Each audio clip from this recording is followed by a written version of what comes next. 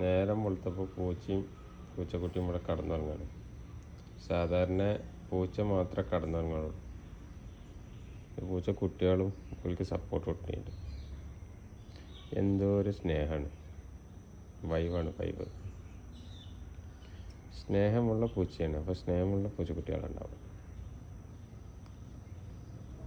കെട്ടിപ്പിടിച്ച് കടന്നുറങ്ങും.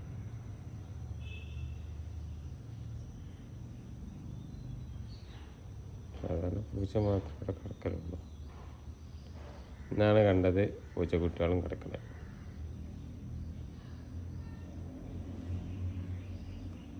അവർ കെട്ടിപ്പിടിച്ച് കിടന്നോട്ടെ നമ്മൾ വിചാരിച്ചു.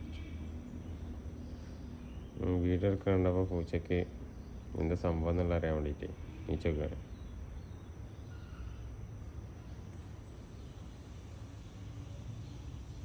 വേറെ ഒന്നുമില്ല.